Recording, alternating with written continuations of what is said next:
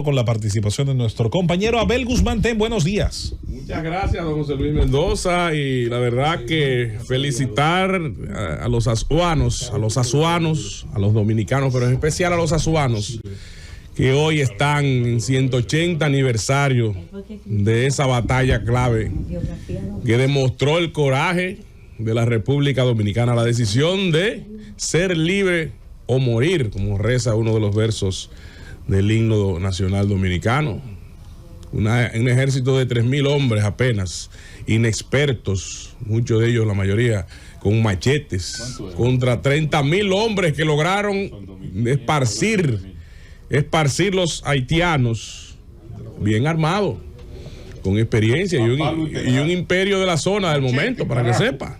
Así lograron, gracias a Pedro Santana, sus hombres, sus trabajadores, gracias a Antonio Duvergel, centinela de la frontera, ¿por qué no? Esa batalla de la Jicotea del 17 de marzo, clave para enfrentarlo, ralentizar a ese ejército. ¿Y qué ímpetu que tienen esta gente? Dijeron los haitianos, que el diablo adentro que tienen. El machete, ¿verdad? Machete, carajo, claro. Así mismo, guerra de guerrillas. Hay que establecer, Abel, de esa introducción que haces, que a diferencia de 1821, en la independencia efímera, que no tenía no tenía ninguna fuerza para defender con armas la proclamación política, en esta oportunidad, esa ausencia de una fuerza militar, ¿quién la cumplió?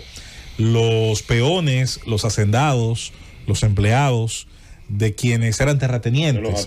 Por eso, nos guste o no, como muy bien tú dices, el rol de Santana, independientemente de lo que consideremos él después de eso, fue clave. Pero Antonio Duvergé también puso su fortuna, sus peones, sus empleados, pero también lo hizo los olvidados. Lucas Díaz. Subestimado Antonio Duvergé. Luis Álvarez.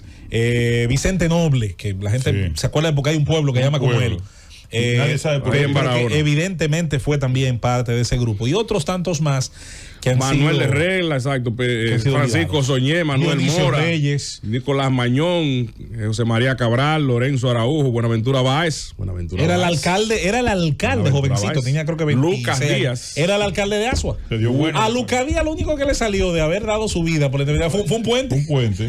Juan Esteban Seara. No, está bien hecho ahora. Matías de Vargas. Aquí hay que revisar el homenaje que hacemos. Estoy de acuerdo. A muchas figuras, incluyendo por ahí hay una provincia. Elías Piña.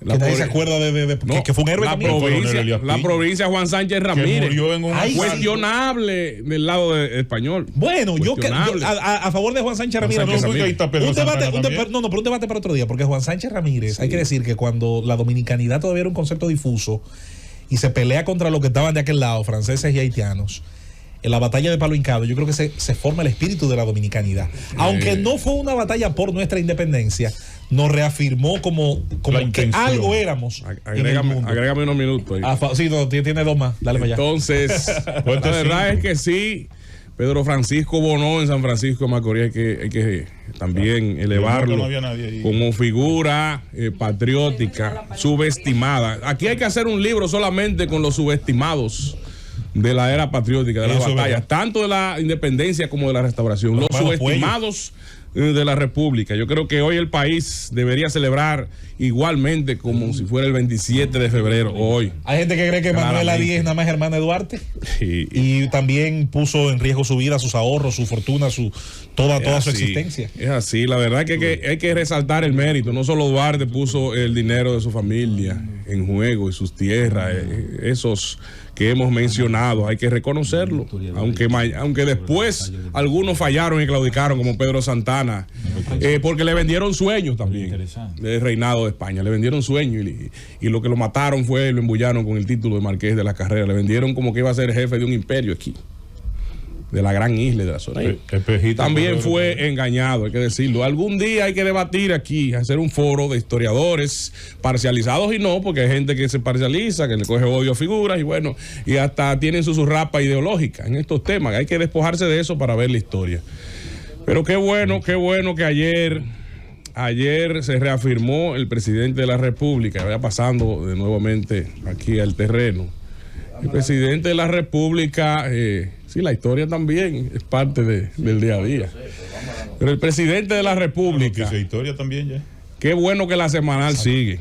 Qué bueno que la semanal sigue. Aquí, lamentablemente, por la campaña electoral y en las redes sociales, solo se quiere instalar una narrativa y que el gobierno, que el presidente de la República no explique o defienda sus políticas públicas.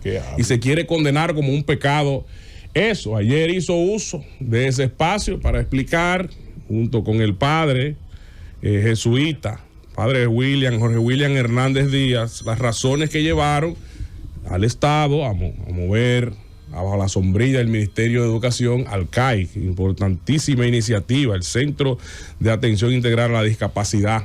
Muchas madres y familias, madres solteras y familias, señores, eso es peor que un cáncer, atender a situaciones de niños con síndrome de Down, síndrome de autismo, a nivel económico, y lo que disgrega a la familia es peor que una enfermedad catastrófica y dolorosa, y las atenciones especiales que lleva el país no cuentan con el personal suficiente.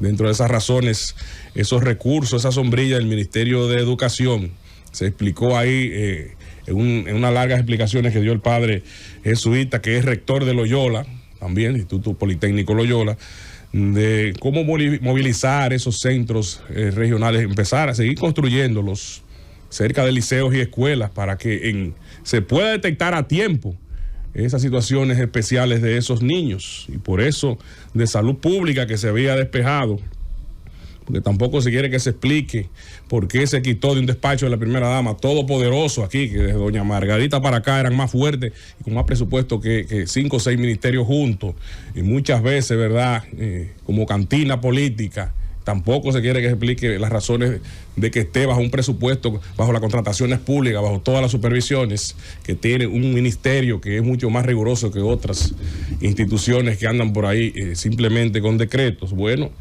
que de una manera independiente esté operando a nivel de presupuesto en ese ministerio relativo a la educación que necesita, y explicaba el padre Jorge William Hernández. Ponía el ejemplo de un caso de un centro, por ejemplo el de San Juan, que había que llevar una fisioterapeuta porque allá en San Juan no hay una fisioterapeuta preparada con esas condiciones. Entonces, ¿qué se está invirtiendo? Es bueno que se explique esas situaciones del CAI, porque no solamente es atacar y decir que nada sirve, que todo está cerrado en las redes sociales, y no adentrarse o escuchar la versión de lo que están en la Junta Directiva, que incluye personalidad de la sociedad civil, que incluye Ministerio de Educación, Ministerio de Salud, y que está presidido por ese padre jesuita rector de Loyola. Hay actualmente, desde 2013, CAI Santo Domingo Oeste, CAI Santiago 2015, 2016 CAI San Juan, 2023 CAI Santo Domingo Este.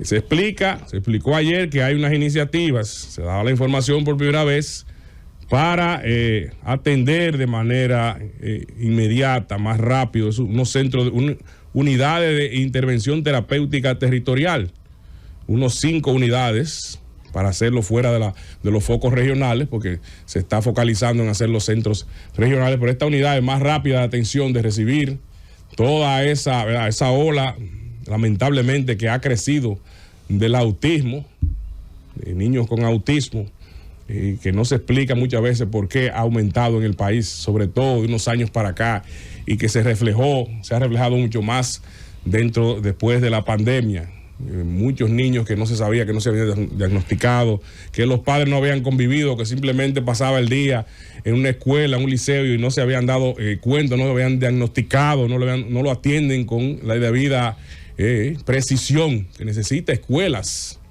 y centros privados especiales que cobran el doble, y profesores prácticamente especiales para que esos niños puedan asimilar, puedan tener una atención y puedan centrarse a nivel de absorber lo que tienen que ser los primeros años de formación en la educación. Entonces, son las políticas públicas de las que un gobierno tiene que dar la cara permanentemente y explicar sus razones y políticas, y qué va a hacer ante las crisis que pueda presentar o situaciones a nivel presupuestaria, porque se ha disparado el presupuesto y el crecimiento de estos CAI, que pasaron de atender 400 niños a 700 de un golpe, y necesita tener profesores, necesita tener personas con la integración, la formación, que no es de la noche a la mañana. Entonces hay que invertir en esa formación, traer docentes, traer profesores que puedan formar, pero también con el producto criollo, con personas que hay muchas veces desenfocados, que todo el mundo quiere ser profesor o de lengua española o de sociales, y que puede esos talentos, esos profesores que usted puede decir, bueno, ahora están llamando porque faltan profesores de los que se quemaron, pero que tienen también, que pueden orientarse hacia otro tipo de formaciones especiales, que pueden tener un talento. Que aquí en el país hay un problema de gestión y de formación del talento que necesitamos en las figuras, en las áreas clave como el turismo y esas áreas sensibles de la educación. Reorientar aquí la formación universitaria y dentro del área de la salud y de la medicina, que es mucho más sensible y se siente más el vacío, reorientarlos. Todo es un proceso que aquí el país tiene que ponerse a una para llenar esos espacios. Ahí también se habló, se tocó lo de las cárceles de Las Parras. El presidente habló de problemas de construcción de drenaje, de problemas también en la adjudicación. Escuchaba hoy al ministro de Vivienda y Edificaciones que hay un tema de que hay que desvincular ahí a todos los contratistas dentro de esa litis que hay de judicial, de cuestionamiento a la construcción de esa cárcel. Hay que desvincular para continuar a todos esos contratistas, hacer unos procedimientos de licitaciones y demás. Por eso lleva su procedimiento y su tiempo por el librito de las contrataciones públicas. Y hay que hacerlo de manera transparente. Ahora que se le diagnosticó que queda un año por lo menos de construcción.